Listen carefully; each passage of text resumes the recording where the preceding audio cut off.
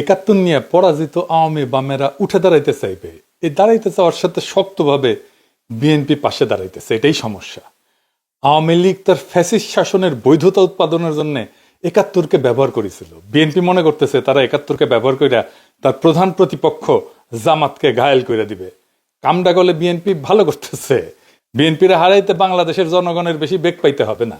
কারণটা এইটা না যে একাত্তর বিএনপি বিরোধী শক্তিকে বিব্রত করবে, কারণটা হইতেছে এই সফট পলিটিক্যাল অস্ত্রকে বিএনপি কিভাবে ইউজ করবে সেটা না জানা।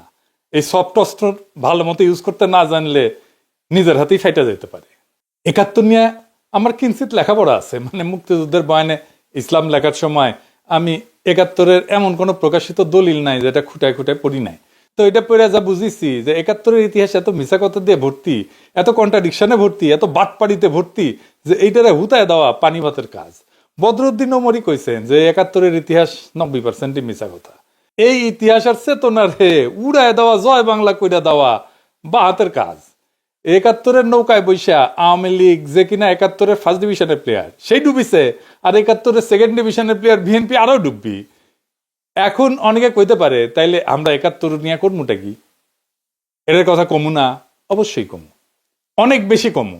একাত্তরকে একটা বিগেস্ট হিস্টোরিক ইভেন্ট হিসাবে আমাদের লেন্সে পাঠ করা লাগবে, আমাদের নিজেদের চোখে দেখা লাগবে, ইন্ডিয়ার চোখে না, আওয়ামী লীগের চোখে না, বাটপাড়ি আর মিথ্যাচারের লেন্সে না। তাহলে সেটা কেমন হবে? কোন লেন্সে? আমাদের নিজেদের লেন্সে, আমাদের নিজেদের চোখে। আমাদের নিজেদের চোখে দেখাটাই সারা দুনিয়া নেবে, বাংলাদেশের বেশিরভাগ মানুষ নেবে। আপনারা দেখেছেন 1971 নিয়ে, 6 দফা নিয়ে, ভাষা আন্দোলন নিয়ে আমি মেলা বাংকার ব্লাস্টার এপিসোড করেছি। আমার গেলাইছে অনেক, কিন্তু পাল্টা আর্গুমেন্ট কিন্তু কেউ তুলতে পারে নাই। আজকেও আমি এমন একটা জায়গা নিয়ে আলাপ করব সংক্ষেপে, এই আলাপটা পরে আরো বিস্তারিত করা যেতে পারে, কিন্তু দেখবেন যে এইভাবে আগে ভাবা হয় নাই। শুরুতে একটা এক্সাম্পল দেখায়নি কেন বিএনপি একাত্তর নিয়ে কোনো বয়ান তৈরি করতে পারবে না, হাতে নাতে দেখাই দেবো। দেখাবো, আসেন দেখাই। বিএনপি একটা ভিডিও বানাইছে তার নির্বাচনী ক্যাম্পেইনের জন্য, প্রচুর আবেগ নিয়ে বানানো। থিম হইতেছে মুক্তিযুদ্ধ আর 2024 দুই জেনারেশনের দুই আহত যোদ্ধা কিভাবে দেশের জন্য কাজ করবে বা করতেছে। এইটা সাহেব দেখান, ওই অংশটা দেখান। কিভাবে হলো?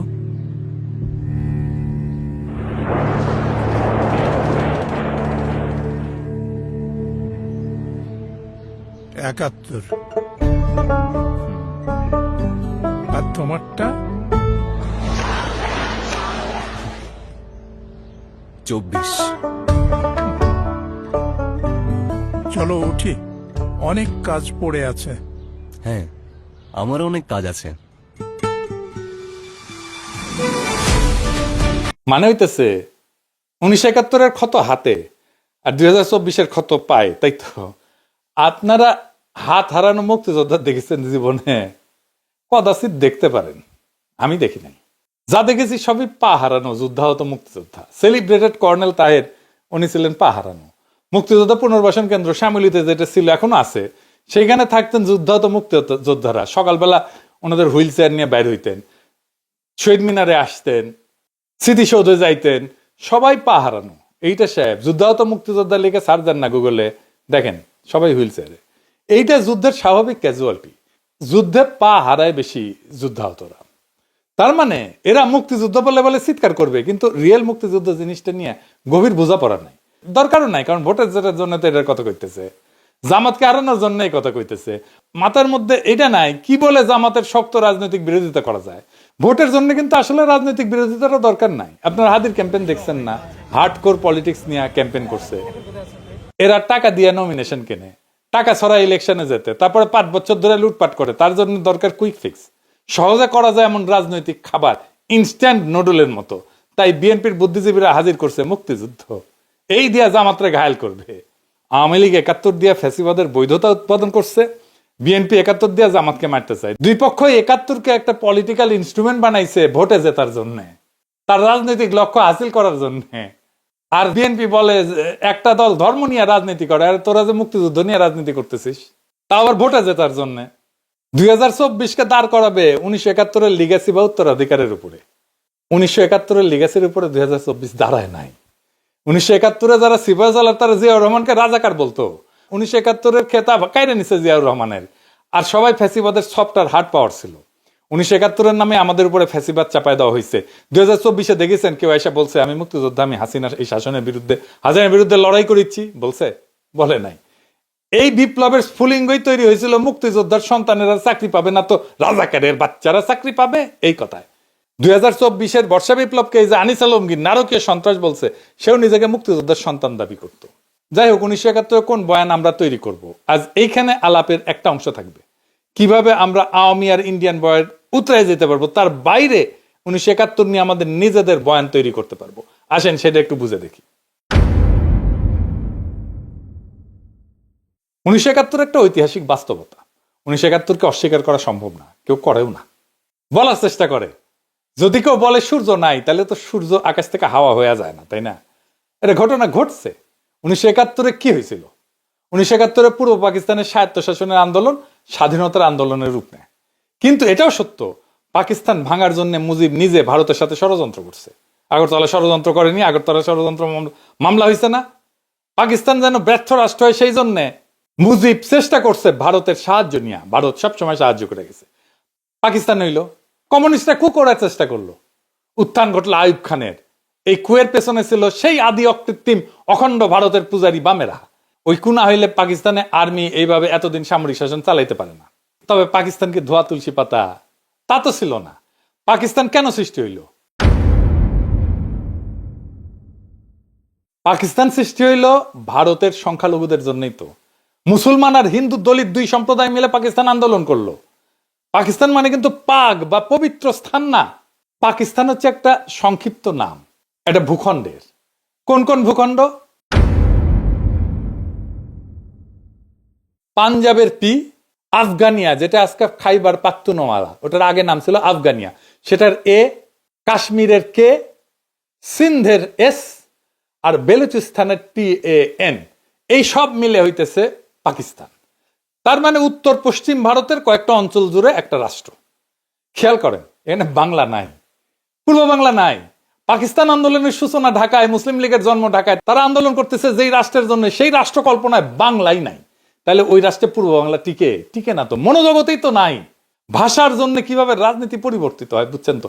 ভাষার মধ্যে রাজনীতি কিভাবে লুকায় থাকে। পূর্ব বাংলা ঢুকছিল সংখ্যার জোরে, কিন্তু রাষ্ট্রের কল্পনায় ঢোকেনি তো। এইখানে ইতিহাসের লেন্স বদলাইতে হবে। আমরা সাধারণত ভাবি পাকিস্তান ভাগলো 1971-এ। আসল সত্যটা হইলো পাকিস্তান ভেঙ্গেই বানানো হয়েছিল।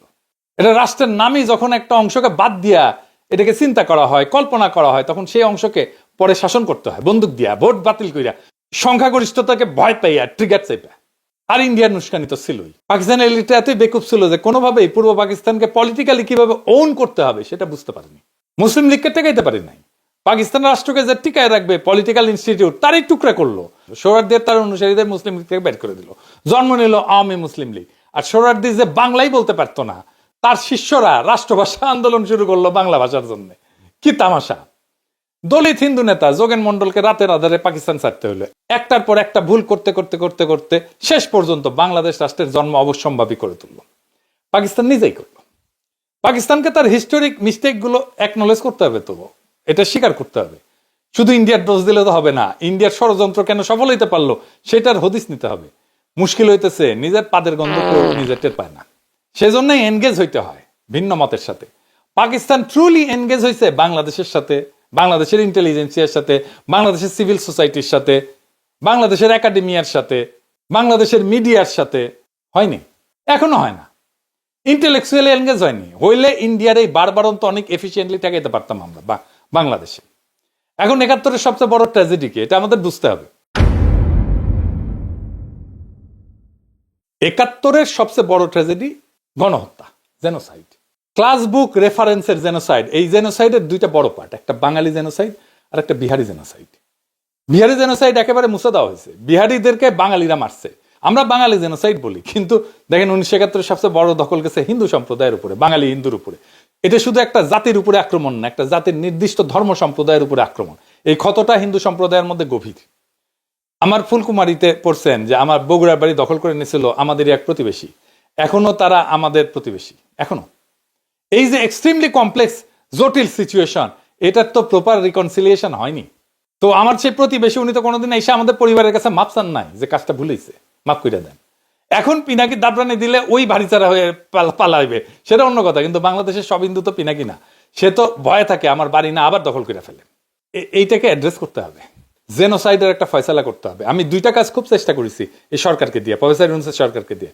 ১/৭১ নিহতদের পুরো নাম তালিকা করা প্রজেক্ট, এক প্রফেসর কাজ করতেছেন এইখান থেকে ওইখান থেকে নানা ফান্ড টান নিয়ে, সামান্য একটা ফান্ডের জন্য উনি ফিল্ড ওয়ার্ক করতে পারতেছেন না, শেষ করতে পারতেছেন না। আমি হয়রান হয়ে গেলাম একটা ফান্ড ম্যানেজ করে দিতে, আমাদেরই সব ভাই ব্রাদাররা সরকারে আছে, তারাও করে দিলেন না। এটা আর কি বলবো, আর এখন বলতে গেলে তো ওনাদের সাথে রাগারাগি ঝগড়াঝাটি করতে হয়। এই কষ্টটা পড়ে যেতে পারতো প্রফেসর ইউনূসের সরকার, আমি ওনার জন্য ক্রাউড ফান্ডের ব্যবস্থা করতে পারতাম, কিন্তু আমি ওনার এক্সপোজ করলে ওনার বিপদ হবে, ওনারা খাইয়া দেবে ইন্ডিয়া বা আওয়ামী লীগ। আর একটা কাজ হইতেছে বিহারিদের ক্যাম্পগুলো বন্ধ করে তাদের মেইন স্ট্রিমে নিয়ে আসা। এটা লজ্জার যে তারা এখনো একটা ক্যাম্পের মধ্যে, ঘেটোর মধ্যে আছে। আব্দুল নূর তুষারেরা গণহত্যার জন্য পাকিস্তানে 3বার ক্ষমা চাইলো, আবার চাইতে বলে ক্ষমা। আব্দুল নূর তুষারেরা বিহারি গণহত্যার জন্য ক্ষমা চাইতে প্রস্তুত আছে? নাই। তাইলে ইতিহাসের রিকনসিলিয়েশন হবে কিভাবে? যখন বিহারি গণহত্যার কথা আসবে তখন দেখবেন গা মুসরা মুসরি করিচ্ছে। আর ফাইনালি জামাতের 1971 স্বাধীনতা যুদ্ধের ভূমিকা, এটা নিয়ে ফাইনাল আলাপ।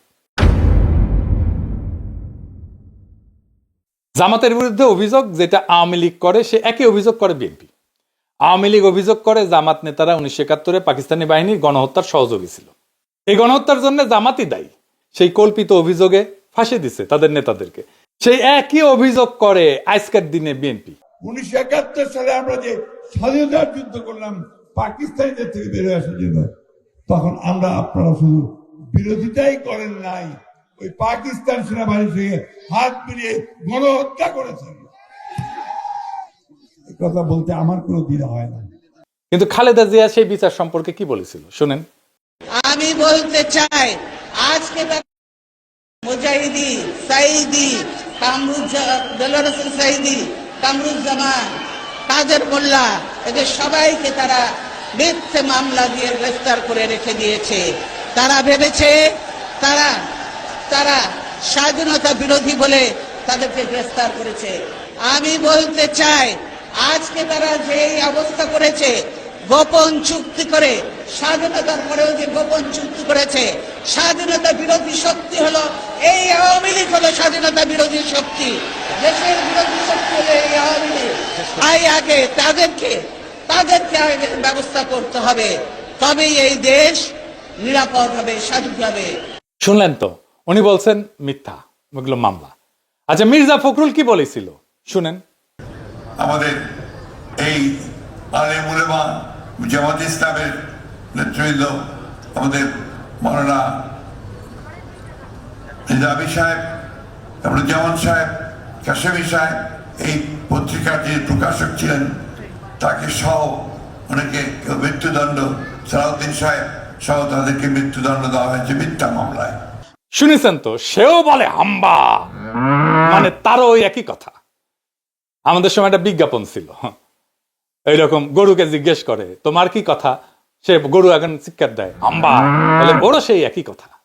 আর এখন বলে স্বাধীনতার পরাজিত শক্তি মাথাচাড়া দিয়ে উঠতেছে, ওদের নস্যাৎ কইরা গণতন্ত্র প্রতিষ্ঠা করবি নাকি। এবার বলে একটা দল গণহত্যা চালাইছিল, মানে জামাত চালাইছিল গণহত্যা। শুনেন, পাকিস্তান আন্দোলন করতে হয়েছিল মুসলমানরা পাকিস্তানের মুসলমান ভাইদের স্বার্থ রক্ষার জন্য,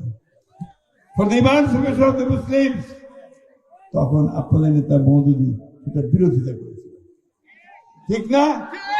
আর আজকে আবার 1971 সালে আমরা যে স্বাধীনতার যুদ্ধ করলাম পাকিস্তানিদের থেকে বের হয়ে আসার জন্য, তখন আপনারা শুধু বিরোধিতাই করেন নাই, ওই পাকিস্তান সেনাবাহিনীর সঙ্গে হাত মিলিয়ে গণহত্যা করেছেন।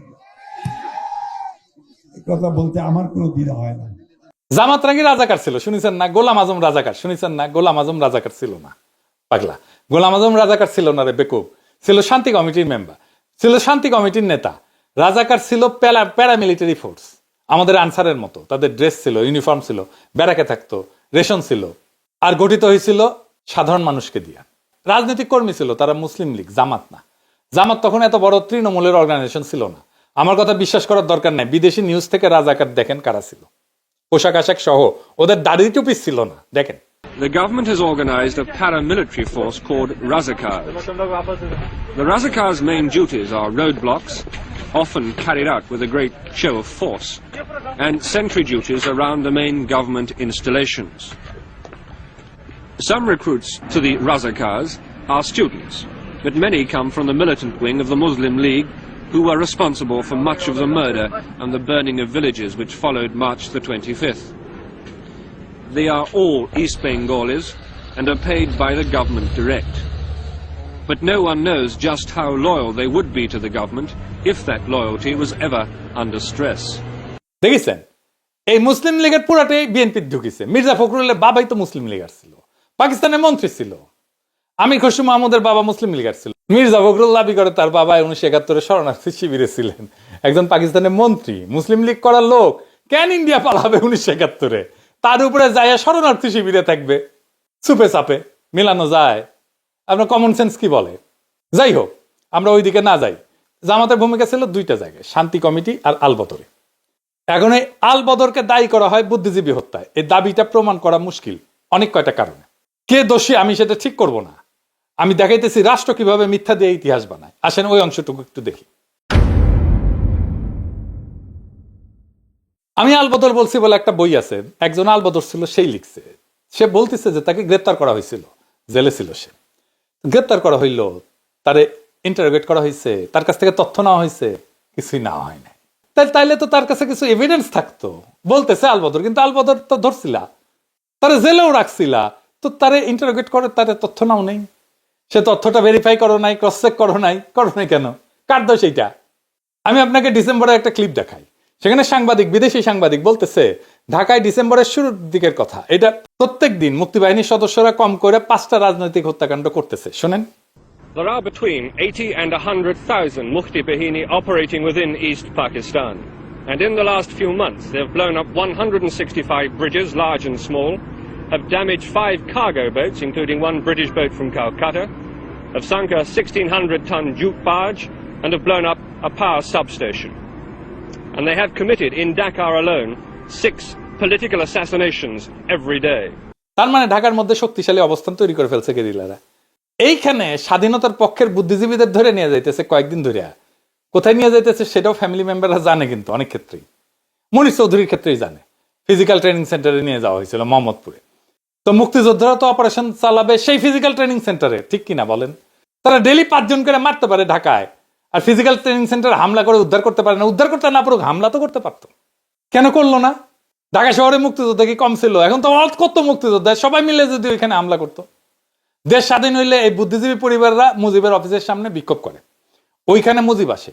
জয়রায়ের বোন ছিল নাফিসা কবির, তাকে উদ্দেশ্য করে মুজিব বলছিল যে অনেকে তো দালালি করে মারা গেছে এই বুদ্ধিজীবী সম্পর্কে। এরা পান্না কাইসাল লিখে গেছে, স্বাধীনতা বিরোধীরা লিখে যায় নাই। জামাতের অনেকে বলে ইন্ডিয়ানরা মারছে। এই বয়ানটা মিলে পাকিস্তানের হামিদুর রহমান কমিশনের রিপোর্টে, যখন তারা রাও ফরমান আলীকে প্রশ্ন করে, রাও ফরমান আলীকে জানেন তো এই বুদ্ধিজীবী হত্যার জন্য দায়ী করা হয়। হামিদুর রহমান কমিশনে বলা হয়েছিল বাংলাদেশের সরকার যেন তাদেরকে এভিডেন্স দেয় বুদ্ধিজীবী হত্যার সাথে কারা কারা জড়িত ছিল। পাকিস্তানের কাগজে কলমে হইলেও এটা সদিচ্ছা ছিল, তো করে নাই কেন বাংলাদেশ? এটা তো এখনো করা সম্ভব, যৌথ কমিশন করে অনুসন্ধান কইরা। জামাতে ইসলামকে ক্ষমতায় আসলে এইটার একটা ট্রান্সপারেন্ট তদন্ত করতে হবে। তদন্তে হস্তক্ষেপ করা যাবে না, আন্তর্জাতিক তদন্ত হইতে হবে। বিএনপিও করতে পারে, ক্ষমতায় তো ছিল, করে নাই কেন তদন্ত? 71 নিয়ে 2টা অমীমাংসিত বিষয় আছে, জ্বলন্ত বিষয় আছে। একটা গণহত্যার সংখ্যা, কতজন মারা গেছে, কতজন শহীদ হয়েছে, আর একটা বুদ্ধিজীবী হত্যার দায় কে করছে আসলে? আওয়ামী লীগ, বিএনপি, জাতীয় পার্টি কেউই করে নাই। যদি প্রশ্ন করি যে আসলে তারা তদন্ত করলে এই দায় দেওয়ার রাজনীতি করতে পারবে না, তাই করে নাই। মানিক বন্দ্যোপাধ্যায়ের প্রাগৈতিহাসিক বলে একটা উপন্যাস ছিল, ওইখানে এক ভিখারি, তার পায়ে একটা ঘা ছিল, বিভৎস ঘা, ওই ঘায়ে চিকিৎসা করতো না, কারণ চিকিৎসা করলে ভালো হয়ে যাবে, আর ঘা দেখায় ভিক্ষা করতে পারবে না। তাই আওয়ামী লীগ, বিএনপি এই ক্ষতের কোনো চিকিৎসা করেনি 71 নিয়ে, কারণ চিকিৎসা করলে মুক্তিযুদ্ধের চেতনা বেইচা ভোটের রাজনীতি করতে পারবে না। এটাই হইতেছে আসল সত্য। এই যে বিএনপি আওয়ামী লীগের বয়ান নিজের মুখে তুলে নিছে, এই জন্য নিজের আত্মহত্যার পথে গেছে। এটা আমি আপনাদেরকে প্রকৃতি থেকে বুঝাই দিই একটা ঘটনা দিয়ে, মজা পাইবেন। ঘাসফড়িং, ঝিঝি পোকা আছে না, এইসব পানি কেমনে মারা যায় জানেন? এটা তো বুড়া হয়ে মারা যায়। আর একটা মৃত্যু খুবই ভয়ঙ্কর, এই ঝিঝি পোকার পেটে একটা কৃমি ঢোকে, নাম হইতেছে হর্স হেয়ার কৃমি, মানে ঘোড়ার চুলের কৃমি। এডিটর সাহেব, ঘোড়ার আবার একটা হাসি দেওয়া লাগবে, তার চুলের কৃমি, সেটাও একটা বিষয় হয়েছে এপিসোডের, এটা হাসি দেয় না। যাই হোক, ভালোই হয়েছে। এটা লম্বা সুতার চুলের মতো দেখতে, পরজীবী কৃমি, সাধারণত পোকামাকড়ের ভেতরে বড় হয়। এই কৃমির জীবন চক্র শেষ করার জন্য পানির দরকার হয়, এটা মনে রাখেন, আমরা ফিরে আসবো এই জায়গায়। তো এই ঝিঝি পোকা, এই কৃমির ডিম সংক্রমিত পোকা যদি খেয়ে ফেলে, তাহলে এই ডিমটা শরীরে ঢুকে পড়ে ঝিঝি পোকা। এই ডিমটা ঢোকার পরে ঝিঝি পোকার পেট ভেদ কইরা শরীরের ভিতরে ঢুকে যায়, সেখানে আস্তে আস্তে আস্তে আস্তে বড় হইতে থাকে, বড় হইতে থাকে, বড় হইতে থাকে, শরীরের ভিতরে পুরা শরীর খায়া ফেলে। ঝিঝি পোকার শরীরের ভিতরে প্রায় পুরা জায়গা দখল করে নেয় এই কৃমিটা। এই কৃমি এতই বড় হয় যে অনেক সময় এই কৃমির দৈর্ঘ্য ঝিঝি পোকার শরীরের চাইতে কয়েক গুণ বেশি হয়ে যায়। তো ঝিঝি পোকা যা খায় তার পুষ্টি কৃমি শুষে নেয়। ঝিঝি পোকা ধীরে ধীরে দুর্বল, অপুষ্ট, নিয়ন্ত্রণহীন হয়ে পড়ে, অসুস্থ শরীর, দূষিত রক্ত হয়ে পড়ে। সবচেয়ে ভয়ঙ্কর ধাপ হইতেছে, এই কৃমি ঝিঝি পোকার মাথা, মগজ নিয়ন্ত্রণ করে, চিন্তা নিয়ন্ত্রণ করে, মাইন্ড কন্ট্রোল করে। কিভাবে? এই কৃমি ঝিঝি পোকার স্নায়ুতন্ত্রে একটা রাসায়নিক সংকেত দেয়, এটাকে বলে, ডাক্তারি ভাষা বলে নিউরোঅ্যাক্টিভ কম্পাউন্ড। ফলে ঝিঝি পোকার স্বাভাবিক ভয়ের প্রতিক্রিয়া নষ্ট হয়ে, ঝিঝি পোকা পানিকে ভয় পায়, কিন্তু তখন পানির দিকে আকৃষ্ট হয়ে যায়। স্বাভাবিকভাবে পানি এলায় চলে, কিন্তু ওইটার জন্য সে পানির দিকে যাইতে থাকে, পানির দিকে যাইতে থাকে ঝাঁপ দেওয়ার জন্য। তারপরে পানিতে ঝাঁপ দেয়, ঝিঝি পোকা ঝাঁপ দিয়ে মারা যায়। তখন ওই কৃমি ঝিঝি পোকার পাছা ফুইরা বের হয়ে আসে, ঝিঝি পোকা মারা যায়, আর কৃমি তার নতুন আশ্রয়ের খোঁজে যায়। ঝিঝি পোকা হইতেছে বিএনপি, আর ইন্ডিয়ান আওয়ামী লীগ হইতেছে ওই কৃমি, সেকুলার, সেন্ট্রিস্ট, লিবারাল, ডেমোক্রেট কৃমি, যেমন ওয়াকারের পথবালক তাসনিম খলিল, এরা ঢুকিছে, এরা সেই কৃমি বিএনপি ঝিঝি পোকার মধ্যে ঢুকিছে। আর মুক্তিযুদ্ধের চেতনা হইতেছে সেই নিউরোঅ্যাক্টিভ কম্পাউন্ড, সেই ইন্ডিয়ান ন্যারেটিভ, যেটা দিয়ে আওয়ামী লীগ আর ইন্ডিয়া বিএনপির মস্তিষ্ক নিয়ন্ত্রণ করতেছে। বিএনপির মধ্যে তো ইন্ডিয়ান র আছে, আমার কথা না, এটা বিএনপির নেতার কথা, বড় নেতার কথা, আলতাফ ভাইয়ের কথা শুনেন। বিএনপির কিছু লোক আছে যারা নন আননোন না, নূতন না, পুরানা, নন রয়ের এজেন্ট, নন রয়ের এজেন্ট। তারা এই দেশে যদি 100 টাকা কামাই করে, 90 টাকা তারা ইন্ডিয়াতে পাঠায়। এখন বিএনপি ঝিঝি পোকার মতো পানির দিকে ঝাঁপ দিতে যাইতেছে। আগামী নির্বাচনে ভরাডুবি হইলে বিএনপির পাছা ফাইটে আওয়ামী লীগের কৃমি বের হয়ে আসবে পরিপুষ্ট হইয়া। বাংলাদেশে আবার আওয়ামী লীগের পুনর্জন্ম হবে, বাংলাদেশের একটা ট্রু ন্যাশনালিস্ট পলিটিক্যাল পার্টির ধ্বংস কইরা তার ধ্বংসস্তূপ থেকে আওয়ামী লীগ উত্থিত হবে। এইভাবে, ঠিক যেইভাবে মুসলিম লীগ ধ্বংস হয়েছিল, তার মধ্যে থেকে আওয়ামী লীগ বাড়াইছিল। এখন তাই আমাদের বৃহত্তর রাজনৈতিক ফ্রন্ট করা ছাড়া উপায় নাই। বিএনপি শেষ, বাংলাদেশের স্বাধীনতা সার্বভৌমত্ব রক্ষার জন্যই আমাদের লাগবে একটা নতুন ন্যাশনালিস্ট ফ্রন্ট। আগামী নির্বাচনে সেই ফ্রন্টকে আমাদের সর্বশক্তি দিয়ে জয়যুক্ত করতে হবে, না হলে বিএনপি ঝিঝি পোকার পেট থেকে বাইর হওয়া আওয়ামী কৃমি আমাদের দেশটা আবার ধ্বংস করে ফেলবে। এইটাকে কি আমরা হইতে দেব? কখনোই না। এইটাকে আমাদের থামাইতে হবে, বাংলাদেশ রাষ্ট্রটাকে আমাদের রক্ষা করতে হবে। এটাই জুলাই, এটাই 2024-এর বর্ষা বিপ্লবের শিক্ষা। আমরা বাংলাদেশকে রক্ষা করব ইনশাল্লাহ। ইনকিলাব জিন্দাবাদ।